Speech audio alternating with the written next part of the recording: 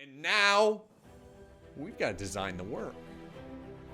We've got to work on those problems, those obstacles, those limits that come between you and the result that you want. In fact, you work through these obstacles to create an advantage through what we call flip it. Now, it's important because when you're committed to big results, what immediately comes up?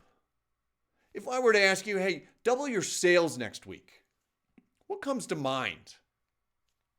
Probably why it's very difficult. The circumstances, the reasons, even why you can't.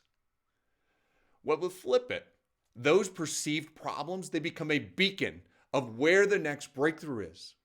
They become rungs on a ladder for growth. Now, your gang's going to help you use those problems in a very specific way versus running from them.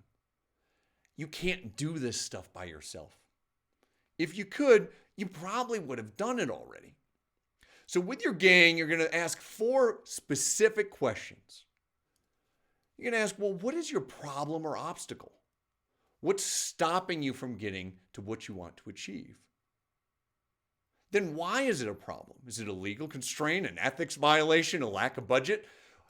Third, what do you ultimately want to achieve? What's the vision beyond the goal that you're committed to?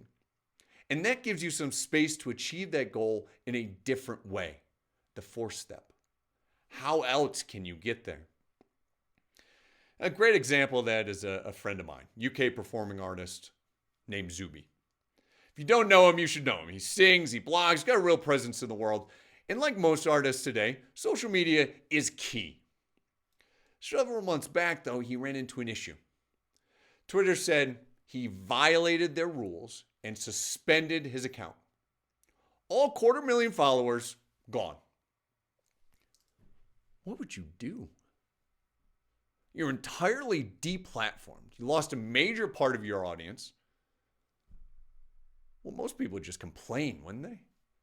Hopefully get the account back, maybe pretend it didn't happen, just wanting to move on, but not Zuby. This guy flipped it. And this was the next song he released. You know, Zuby got deplatformed. He got kicked off of Twitter. This is crazy. Zuby is a musician. He's a rapper from the UK who's been on the podcast before. I mean, the dude doesn't even swear. And someone said... He wrote a song about his band. It essentially chronicles Twitter's treatment of him, he thought unfairly. And he released the song to huge fanfare. All sorts of new followers to his music, and you guessed it, eventually Twitter gave him his account back. He took something potentially negative, potentially embarrassing, and he turned it into something great. That is how you flip